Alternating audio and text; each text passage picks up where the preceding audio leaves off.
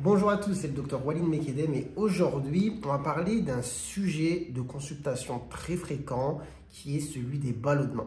Alors, il y a vraiment beaucoup de personnes qui consultent pour des troubles digestifs chroniques avec une gêne, un inconfort digestif et ce qui revient de manière très régulière chez les gens en termes de symptômes vraiment invalidants, gênants au quotidien, ce sont les ballonnements, le ventre qui gonfle de manière vraiment excessive. Parfois, c'est visible. On a vraiment le ventre qui est visiblement augmenté de volume. Et au-delà de ça, il y a la sensation, la gêne et l'inconfort que ça procure.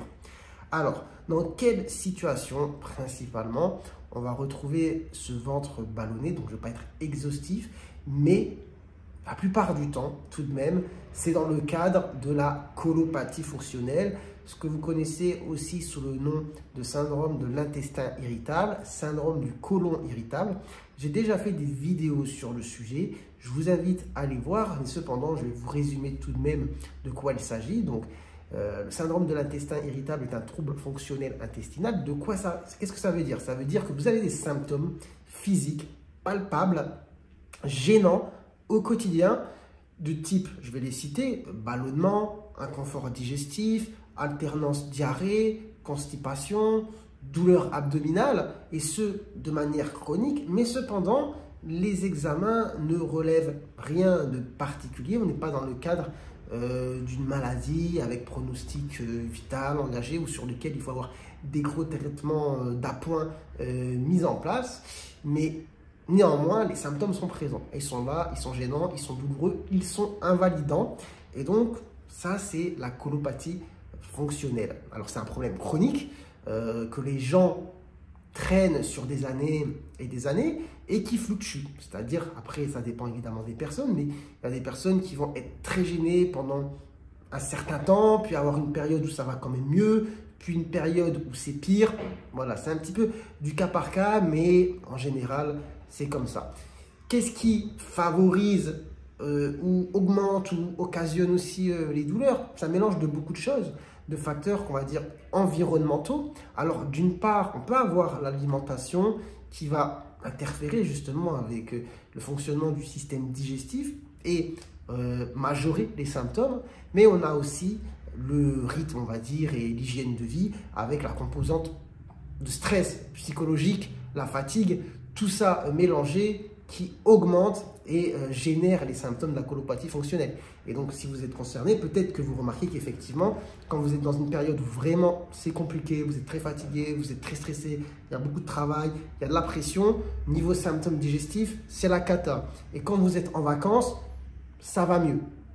Après, évidemment, je vous l'ai dit, on reste sur du cas par cas, mais de manière globale, générale, il est vrai qu'il y a voilà, une grosse corrélation entre votre état psychologique et votre état digestif. Mais à côté de ça, il y a effectivement aussi des aliments sur lesquels, on va dire, le fait de les consommer augmente les ballonnements. Donc, il y a un régime, par exemple, connu, peut-être que vous connaissez, qui est le régime FODMAPs. De quoi s'agit-il? Ce n'est pas un régime dans le but de maigrir. Ce n'est pas le régime au sens régime, maigrir, minceur, etc. Non. Ces FODMAPs, ce sont des catégories de sucres qu'on va retrouver dans les aliments. Et donc, ce sont des sucres qui, une fois digérés, vont favoriser le gonflement intestinal. Et donc, le régime FODMAPs consiste à éviter de consommer les aliments riches en FODMAPs. Donc là, on vient directement sur cette partie de la vidéo où je voulais parler un petit peu des solutions pour les ballonnements. Donc, le régime FODMAPs, je ne pourrais pas être exhaustif parce que il faudrait recenser tous les aliments et dire lesquels sont riches en FODMAPs, lesquels sont pauvres en FODMAPs. Moi-même, je ne saurais pas répondre à cette question. Par contre, on peut donner des exemples très simples, comme certaines légumineuses, comme les pois chiches par exemple, ou les lentilles qui sont très riches en FODMAPs.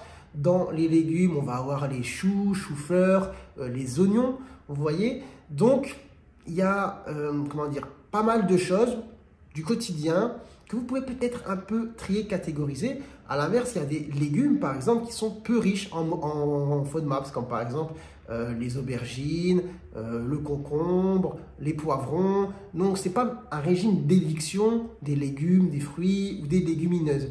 C'est juste que dans chaque catégorie, vous allez avoir des aliments riches en FODMAPs et des aliments pauvres en FODMAPs. Donc, ça peut être une piste à mettre en place. Donc là, je vous invite pour le coup à faire aussi vos petites recherches et à essayer de voir quels aliments du quotidien que vous avez l'habitude de consommer sont riches en FODMAPs et lesquels sont pauvres en FODMAPs. À côté de ça, on va parler un petit peu du lait. Donc le lait, dans le lait, il y a du lactose, un sucre qui, s'il est mal digéré, fermente dans le tube digestif et occasionne des gaz. Et donc ça, c'est très facile de le reconnaître. Si vous êtes un bon consommateur de lait ou de produits laitiers, vous remarquerez peut-être qu'après avoir consommé cela, vous avez des ballonnements, des flatulences. Attention, ce n'est pas tout le monde. Là, c'est certaines personnes. Parce que le lait n'est pas, comment dire, assimilé, digéré de la même manière chez tout le monde. Il y a des personnes qui deviennent intolérants au lactose avec les années. Leur terrain génétique les prédispose à cela. Et avec le temps, elles digèrent moins bien le lait. Et qu'une fois que le lait est dans le tube digestif, ça crée des gaz et ça gonfle. Et d'autres personnes n'ont aucun souci avec ce problème. Donc, à faire un petit peu l'expérience, buvez pas mal de lait, voyez, enfin pas mal de lait, buvez du lait de manière normale, mais voyez si ça vous occasionne une gêne intestinale et essayez de l'éviter pendant un moment et voyez si ça vous soulage. À côté de ça, maintenant sur les astuces un petit peu du quotidien, bon forcément les boissons gazeuses, pas top. Donc dans le sens où la boisson gazeuse en elle-même, c'est pas du tout un problème, hein. Si vous parlez d'eau pétillante, c'est pas un souci. Mais si vous êtes sujet à avoir des ballonnements, forcément, vous imaginez bien qu'assimiler une quantité de gaz de l'extérieur, la mettre dans le tube digestif directement, c'est compliqué. Après, je vous invite aussi à éviter de mâcher beaucoup de chewing-gum. Ça, c'est une petite parenthèse, mais effectivement, c'est quelque chose peut-être à éviter pour diminuer par contre les gonflements. Quels conseils je pourrais vous donner?